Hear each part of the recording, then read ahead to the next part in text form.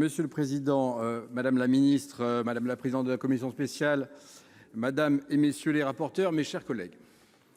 Je voudrais d'abord remercier et féliciter les rapporteurs ainsi que la présidente de la Commission pour le travail considérable qui a été réalisé sur ce projet de loi. Travail précis, constructif, qui a permis au Sénat de largement amender lors de l'examen de ce texte en première lecture et de donner une vision et des propositions. De cette vision, de ces propositions, malheureusement, l'Assemblée n'a retenu, ou presque, que 2 désaccords. Encore, ces 2 désaccords portent-ils sur le programme de cession des 2 entreprises, la Française des Jeux d'une part et Aéroports de Paris d'autre part. Ici, il faut reconnaître que le message du Sénat a quand même été partiellement entendu.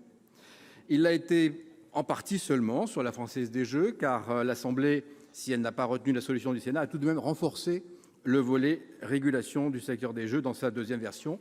Et j'ai la faiblesse de penser que si le Sénat n'avait pas émis le vote qu'il a émis en première lecture, ça n'aurait pas été le cas en 2e à l'Assemblée.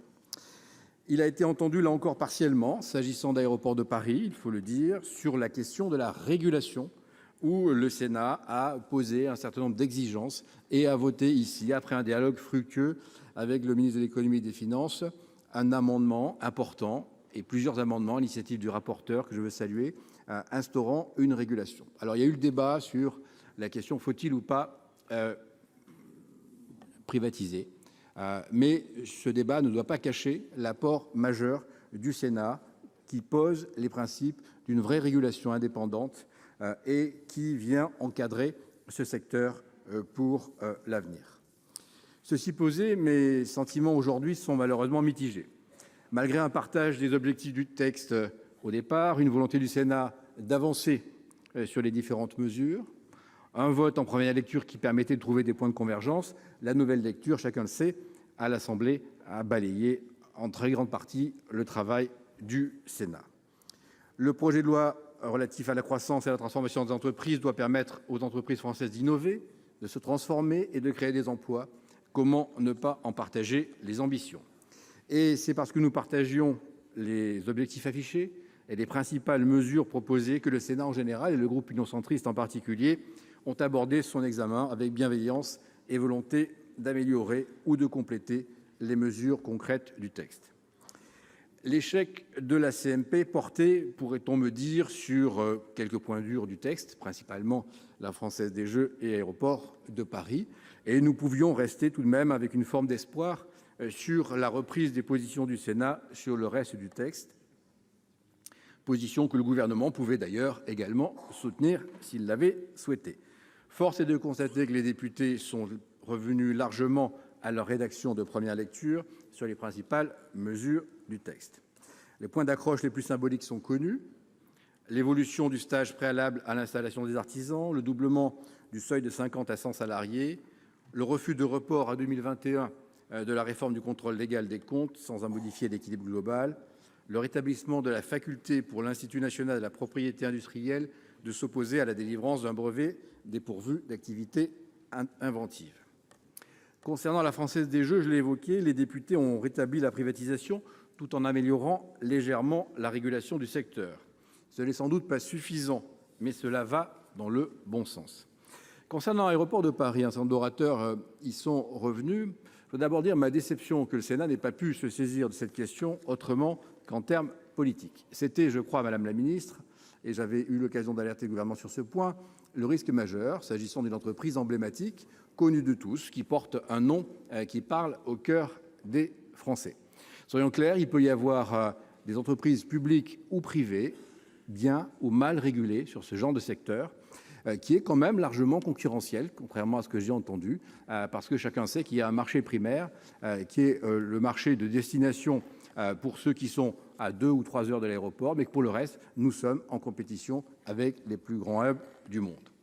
Ensuite, il faut se poser la question en se rappelant que ce secteur a été ouvert, le capital a été ouvert en 2006, et c'est la droite qui l'a fait, et qu'à l'époque, on a mis en bourse une large partie des actions et qu'on a ouvert ce capital. Dès lors, je pense que les choses étaient écrites et ce système a un certain nombre de désavantages. C'est qu'aujourd'hui, le système n'est pas bien régulé. et que on voit bien que les décisions se prennent finalement au plus haut niveau des pouvoirs publics qui ont ou pas une claire conscience des enjeux qui peuvent se poser, qui sont des enjeux très techniques s'agissant du secteur aéroportuaire. Il faut d'abord permettre aux compagnies aériennes d'avoir un service qui s'améliore et la qualité de service, certes, s'est améliorée, mais elle reste sans doute perfectible. Et enfin, il faut permettre que tout ceci se fasse dans des conditions tarifaires qui soient acceptables et chacun mesure, les compagnies le rappellent, que de ce point de vue, le système actuel n'est pas vertueux. Il pousse au surinvestissement et c'est le système qui est défendu sur certains bancs. Et également, ce système fait que les redevances sont particulièrement élevées et nous sommes montrés du doigt sur ce point. Donc je pense que l'idée de réformer ce système-là était une idée qu'il fallait travailler et j'aurais aimé que le gouvernement le fasse dans une approche différente, en réaffirmant son ambition pour le secteur aéroportuaire et aérien français, qui est un des premiers au monde et qui fait notre fierté, en travaillant beaucoup mieux que ça n'a été fait et mal fait s'agissant des assises du transport aérien où des mesures de compétitivité auraient dû être prises, et en réaffirmant qu'il y avait deux façons de donner un avenir à Aéroports de Paris, soit d'améliorer sa régulation dans le secteur public, soit de faire une privatisation qui aura l'avantage d'apporter des capitaux à Aéroports de Paris et de lui donner plus de souplesse, notamment à l'étranger, mais aussi de le faire en régulant, là aussi, mieux. Ce que toutes les compagnies disent mondialement, et ce que chacun qui veut bien s'intéresser à ce sujet sait, c'est qu'on peut réguler dans les deux cas, privé comme public. Aujourd'hui, ce n'est pas bien régulé, et demain, je pense que ça le sera plus, même si je n'aurais pas forcément proposé cette mesure.